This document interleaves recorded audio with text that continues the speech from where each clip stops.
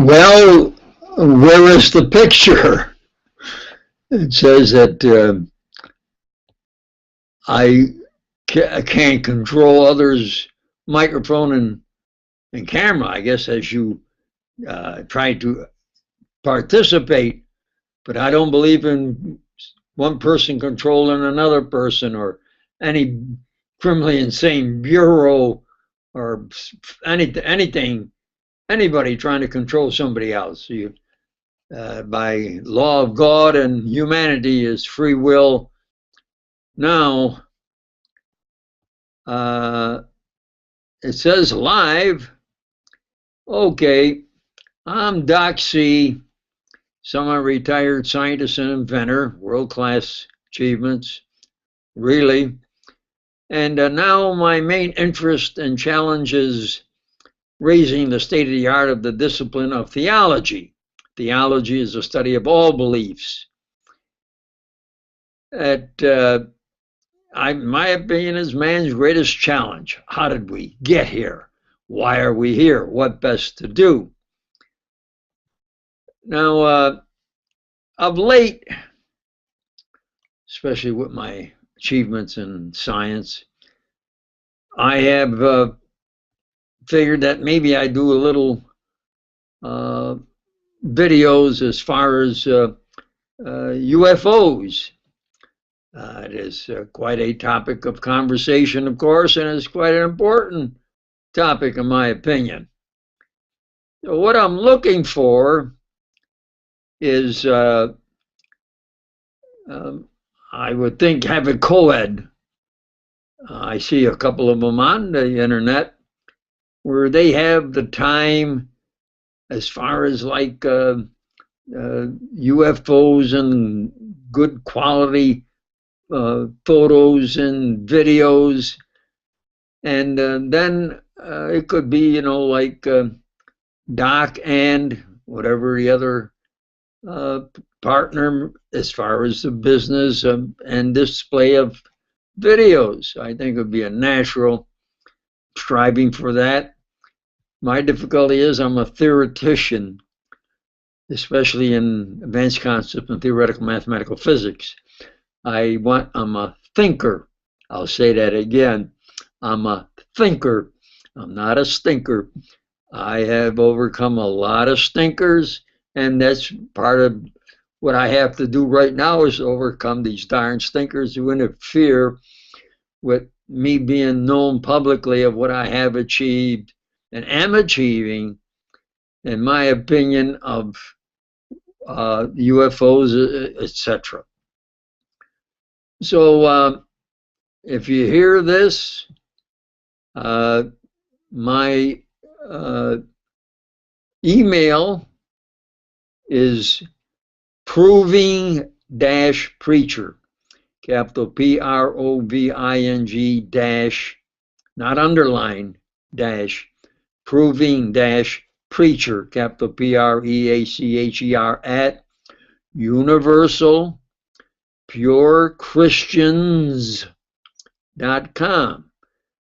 The 4 words, universal, pure, Christians, plural, CHRISTIANS.com. Now, you send an email or some way you answer this. I'm not sure I can get back to this. I was saying that I'm a thinker, and I say it's my science, not my age. I have worked at Area 51, and I used to practice for years that if I took and put forward a advanced concept as far as in the field of science, that I would practice forgetting it, so I wouldn't accidentally maybe mention that in public. I practice that so often, I now say that if I don't remember something, it's my science, not my age.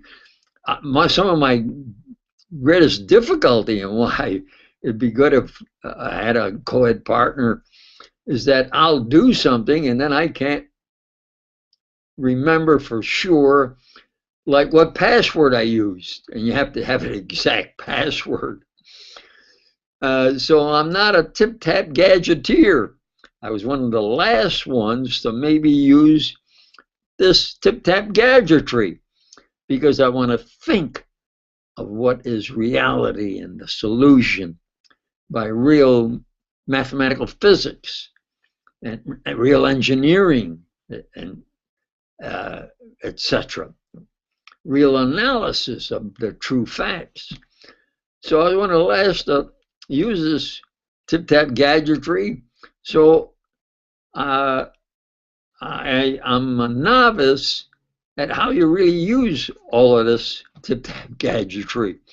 Like right now, it says you can have a video and audio. Well, where's the video? Well, maybe I disconnected now.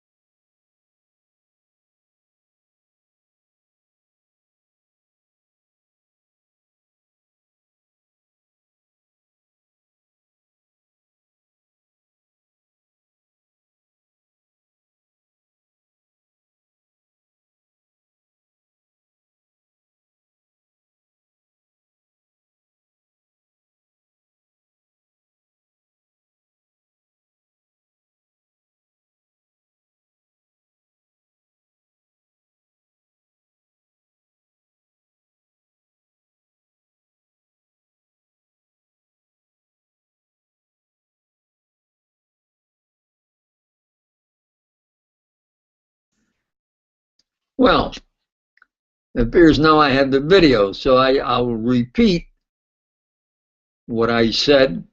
If it's repetitious, it's because before there wasn't the video. It appeared as though the microphone was functioning. Now I see that the photo picture is not really in sync with the audio. The audio appears to be a fraction of a second behind. So I will have to speak, I think, slower so that they are essentially in sync. I am a semi-retired theoretical mathematical physicist, scientist, and inventor. World-class achievements. Thank you. And my main interest and challenge now, past few years, is in the discipline of theology. Theology is the study of all beliefs. In my opinion, theology is man's greatest challenge. How did we get here? Why are we here? What best to do? Now, of late, I've decided that maybe I'm going to participate in the resolution of this UFO mystery. Now, I will put forward from my achievements and experience and analyze them, but it would be good if a co-ed joined me or I joined her, and because I was one of the last to use this internet tip-tap gadgetry. I'm a thinker. I'll repeat that. I'm a thinker, not a stinker. I've had to overcome a lot of real bad criminal stinkers and still do, because they keep me anonymous as to what I have achieved, therefore who I really am and what they really owe me. And that isn't by the law of God and humanity and the Constitution and the Bill of Rights, civil rights, etc. I think some of them are called men in black. Mine are worse. They're men in black who stay in the shadows, and they don't even try to show themselves unless they're doing something against me. Now, or against anyone that they figure that they're going to control, or they don't want made public, or I have to say they're criminally insane. Now, as far as UFOs, let's get realistic. Obviously, it takes a nation to manufacture, to design and manufacture this actual product. Most of them are discs.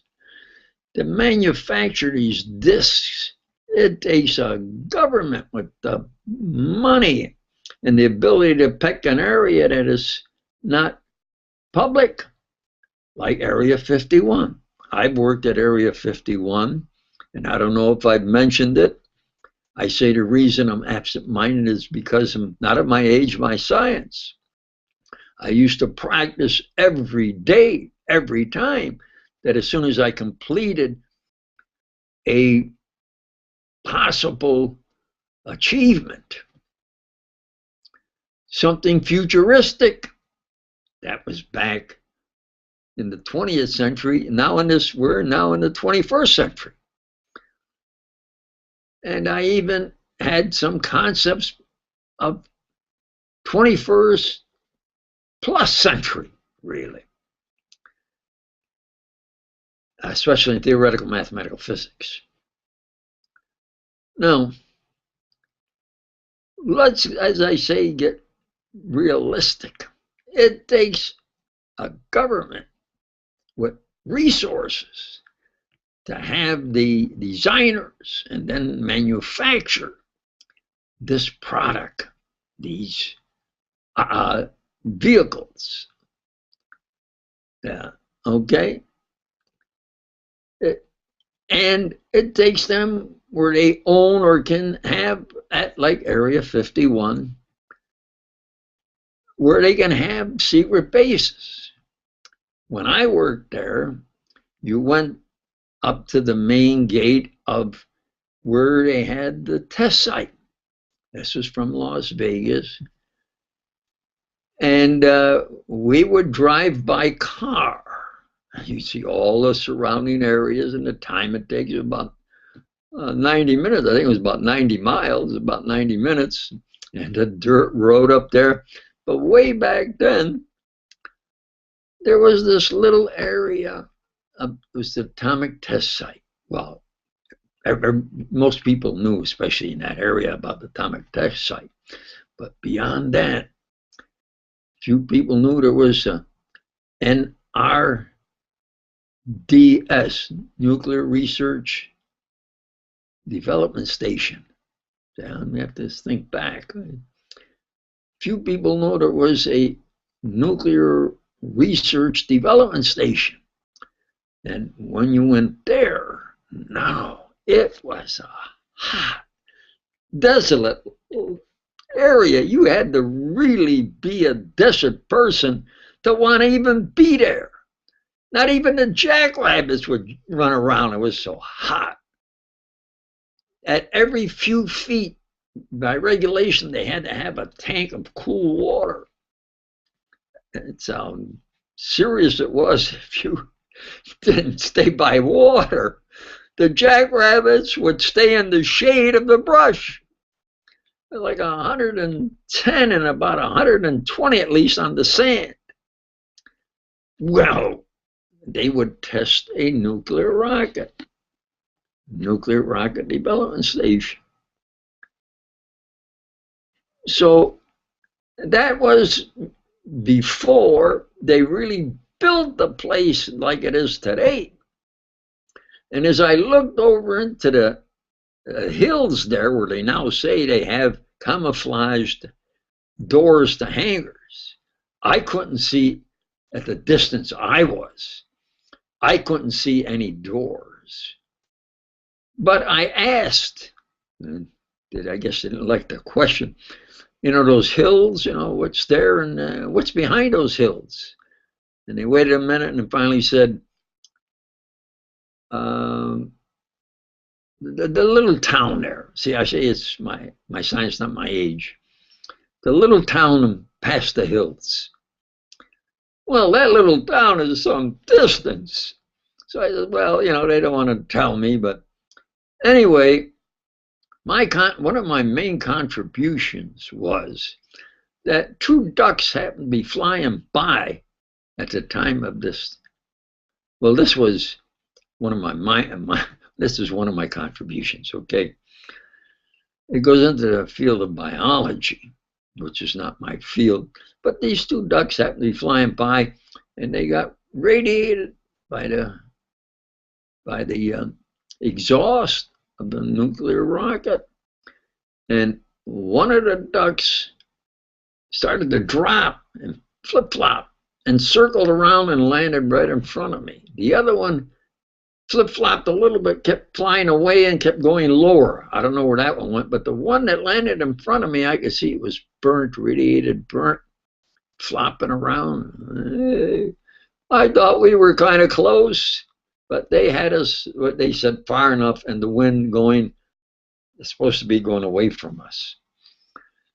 Well, anyway, I told them to call and have that duck saved to check, because it would give them living tissue of their exhaust.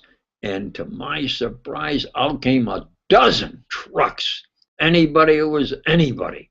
I guess the first time they would have live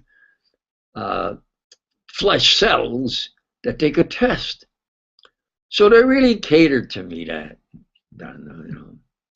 they allowed me into their main control center. And when I walked in there, it was like a movie. All the way around that room were young, really expert, sharp thinking scientists and what I say, gadgeteers, computer wizards.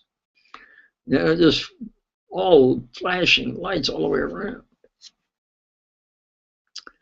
And in conversation, I said, if I like to try to play golf. I'm not a good golfer. I just do it for exercise. But with this equipment, maybe I could check the distance I could hit a golf ball on the moon. Do you understand?